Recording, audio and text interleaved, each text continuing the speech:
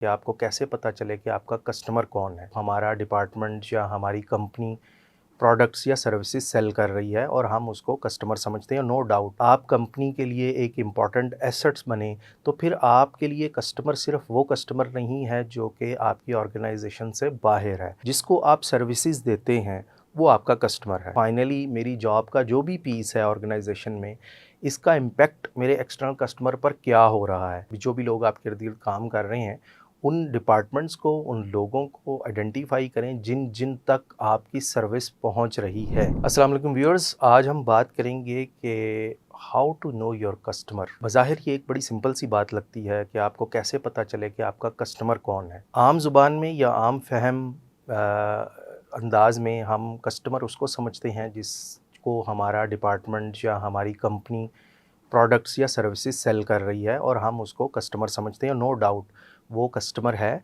और वो external customer है। लेकिन अगर आप जॉब सेक्टर में अपना पर्सनल ब्रांड बिल्ड करना चाहते हैं, अगर आप चाहते हैं कि आप पर ट्रस्ट किया जाए, आप एक रिलायबल एम्प्लॉई बने, आपको प्रमोशन मिले और आप कंपनी के लिए एक इम्पॉर्टेंट एसेट्स बने, तो फिर आपके लिए कस्टमर सिर्फ वो कस्टमर नहीं है जो कि आपकी ऑर्गेनाइजेशन से बाहर है। फिर हर वो शख्स जिसको आप सर्विसेज देते हैं वो आपका कस्टमर है। उसमें एक्सटर्नल कस्टमर भी है, उसमें आप के इंटरनल कस्टमर्स भी हैं। मसलन आपका मैनेजर भी काइंड ऑफ आपका कस्टमर है, आपके मैनेजर का मैनेजर भी आपका कस्टमर है। अगर आप विद इन द कंपनी अपने दूसरे डिपार्टमेंट को कोई सर्विसेज दे रहे हैं तो वो दूसरा डिपार्टमेंट भी आपका कस्टमर है, क्योंकि आपकी सर्विस इंटरनल प्रोसेसेस से होकर और इंटरनल कस्टमर से होकर फाइनली एक्सटर्नल कस्टमर तक जाती है। और आपके मैनेजर के अलावा वो सब लोग जिनको आप सर्विसेज दे रहे हैं on day to day basis, वो आपकी जॉब की जो प्रमोशन है उसमें उनका इनपुट शामिल होता है। तो याद रखें कि आपके लिए एक्सटर्नल फोकस मींस कि आपकी जो जॉब है, जो भी आप प्रोडक्ट बना रहे हैं या सर्विसेज दे रहे हैं या जो भी ऑर्गेनाइजेशन में आपका रोल है, उसमें आपका जो नज़र होनी चाहिए वो अपने एक्सटर्नल कस्टमर पर तो होनी ही चाहिए कि फाइनली मेरी जॉब का जो भी पीस है ऑर्गेनाइजेशन में, इसका इम्पैक्ट मेरे एक्सटर्नल कस्टमर पर क्या हो रहा है और मेरा एक्सटर्नल कस्टमर जो है हमारी ऑर्गेनाइजेशन का, वो किस तरह से इससे बेटर सर्विस कंसिडर कर सकता है।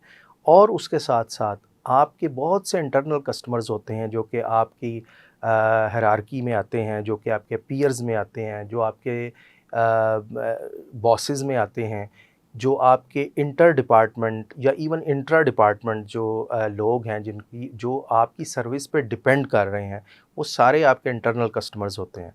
और याद रखें, उनको अगर आप उसी तरह से ट्रीट करेंगे जिस तरह से आप अपने एक्सटर्नल कस्टमर्स को ट्रीट करते हैं, तो डेफ़िनेटली आपको उसका एडवांटेज होगा अपनी जॉब में तरक्की करने के लिए। इसको आप कस्टमर फ़ोकस कह लें, इसको आप कस्टमर सेंट्रिक कह लें, इसको आप इंटरनल कस्टमर फ़ोकस कह लें। लेकिन आपके लिए ये बड़ा ज़रूरी है कि आप अभी कभी एक पेज लें और उस पर अपने कस्टमर्स आइडेंटिफ़ाई करें।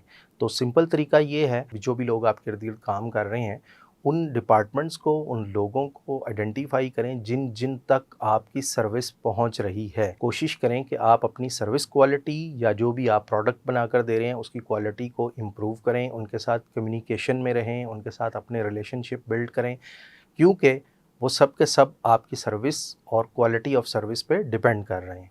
Thank you so much.